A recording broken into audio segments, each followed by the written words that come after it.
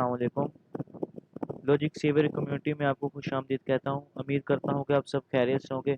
आज का हमारा क्वेश्चन है 242 और जिसका नाम है वैलिड एनाग्राम। ये इजी टाइप का क्वेश्चन है। सबसे हम पहले हम प्रॉब्लम रीड करते हैं। वो कह रहा है given two string S and T. हमारे पास दो स्ट्रिंग है, ये एस और ये टी। रिटर्न ट्रू, हमें रिटर्न ट्रू करना है if T is an anagram of S. अगर तो टी एस का एनाग्राम है तो हमें ट्रू रिटर्न करना है, एंड फॉल्स अदरवाइज। और अगर तो ये एनाग्राम नहीं है तो सिंपली हमने फॉल्स रिटर्न कर देना। नीचे एनाग्राम की डेफिनेशन लिखी हुई है, आइए देखते हैं इसमें क्या कर रहा है। An anagram is a word or phrase formed by rearranging the letter of a different word or phrase, typically using all the original letter exactly once।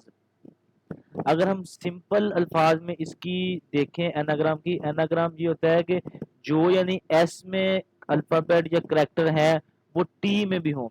इसमें सीक्वेंस कह लें, अरेंज कह लें, वो उसका रद्दो बदल या आगे पीछे हो सकता है, उसका हमें ध्यान नहीं रखना। सिर्फ ये देखना है कि जो एलिमेंट हमारी टी स्ट्रिंग में है वही करैक्टर एस स्ट्रिंग में होने चाहिए।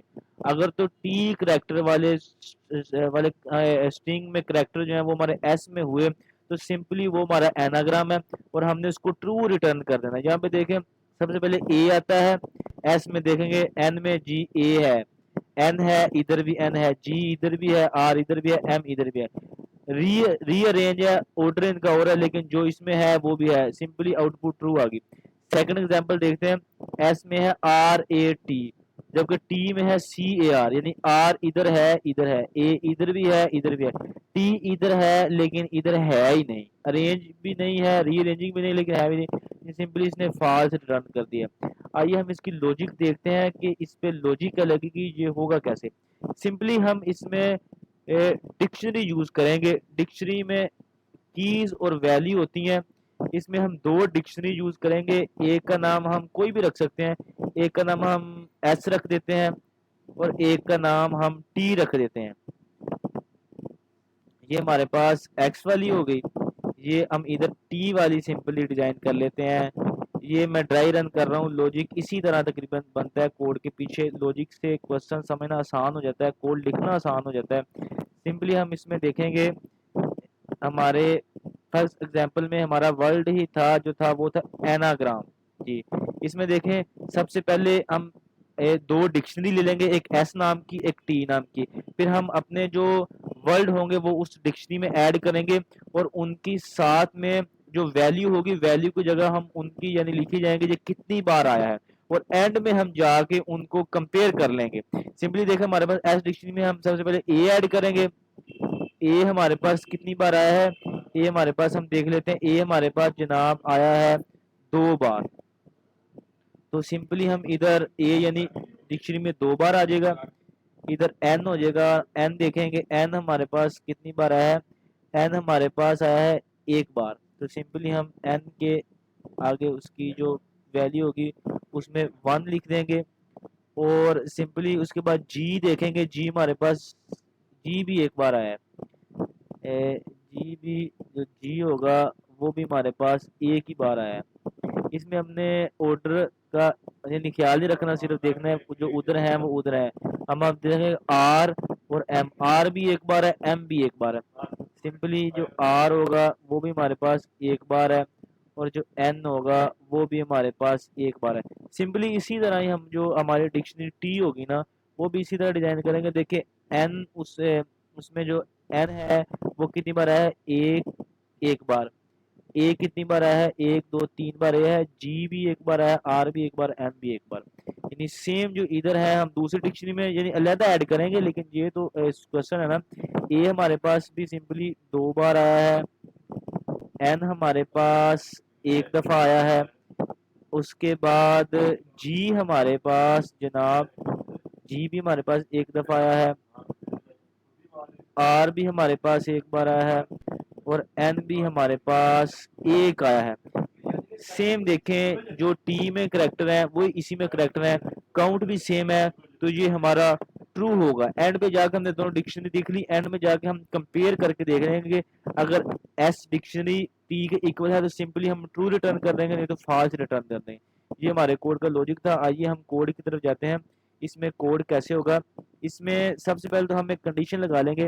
वो कंडीशन ये है कि if length of S is not is not equal to length of T, यानी जो एस की लेंथ हो वो ज़्यादा हो और टी की लेंथ कम हो, सिंपली वो तो हम सिंपली रिटर्न फॉल्स कर देंगे, क्योंकि उसमें एनाग्राम का कोई चक्कर ही नहीं होगा। वो हम पहले सारी जब वो इस तरह का कोई हमारे पास क्वेश्चन आया तो सिंपली वो फॉल्स रिटर्न कर दें। अब आगे हम अपने एज केसेस देखते हैं। इसमें हम सिंपली जिस तरह मैंने लॉजिक में आपको एक्सप्लेन किया, हम दो डिक्शनरी ले लेंगे एस और टी के नाम से। एक हम काउंट एस के नाम से डिक्शनरी ले लेंगे और दूसरी हम काउंट टी के नाम से डिक्शनरी ले लेंगे, जो कि सिंपली पाइथन में इसी तरह ली जाती हैं। दो डिक्शनरी ले ली। इसके बाद हम एक फार लूप चलाएंगे, जिस तरह for I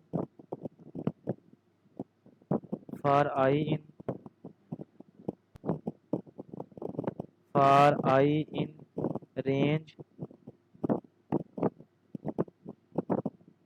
length of S. ये हमने एक फार लूप चला दी, अपनी जो एस स्ट्रिंग है उस पे, यानी हर करेक्टर पे जाएगा। अब हम सिंपली डिक्शनरी में ऐड करी जाएंगे। यहाँ पे सिर्फ थोड़ी सी टेक्निकल चीज़ आएगी जो कि मैं आपको एक्सप्लेन करता हूँ। इसमें सिंपली हम यानी डिक्शनरी एस में जो है वो हम ऐड कर देंगे, यानी जो हमारा की होगी उसको। ये हमने की ऐड कर दी, यानी अगर तो यानी वो आया हमारे पास, यानी ए है, जब ए आया तो सिंपली ए के आगे जनाब 1 लिख दे। अगर वो सिंपली पहली बार आया तो 1 लिख दे। अगर वो नेक्स्ट टाइम आएगा तो वो उसको इंक्रीमेंट कर दे, वो उसका इंक्रीमेंट कर दे। और यहाँ पे हम डॉट गेट फंक्शन यूज करते हैं। डॉट गेट फंक्शन किसी भी वैल्यू से की को रिटर्न करने के लिए यूज किया जाता है, जो कि हमने यहाँ पे यूज किया। और पाइथन में इसी तरीके से इसका सिंटैक्स है, ये इस तरह हम करेंगे। और सिंपली जो हमने अपनी डिज़ाइन कर ली एस डिक्शनरी, सेम इसी तरह हम इसको एक टी डिक्शनरी डिज़ाइन करेंगे। मैं इसको कॉपी कर लेता हूँ नीचे, कॉपी और पेस्ट कर लेता हूँ नीचे। हम इसमें यानी जहाँ पे एस थी हम दूसरी डिक्शनरी टी कर लेंगे। सिंपली जब हम इसको टी करेंगे तो जहाँ जहाँ पे एस है हम टी कर देंगे, सिंपली इस तरह कर देंगे। ये हमने दोनों डिक्शनरी ले ली, उसमें वैल्यू ऐड होगी, इंक्रीमेंट हो गया। और एंड पे हम क्या करेंगे, एंड पे हम इनको कंपेयर कर देंगे कि अगर तो काउंट जो एस है वो इक्वल है काउंट टी के, तो सिंपली ये रिटर्न ट्रू कर देगा, अदरवाइज ये रिटर्न फॉल्स कर देगा। इसी तरह ये हमारा कोड चलेगा, रन होगा। और अगर हम इसको सबमिट की बात करें तो हमारी इसमें टाइम कॉम्प्लेक्सिटी ON है और स्पेस कॉम्प्लेक्सिटी भी ON है।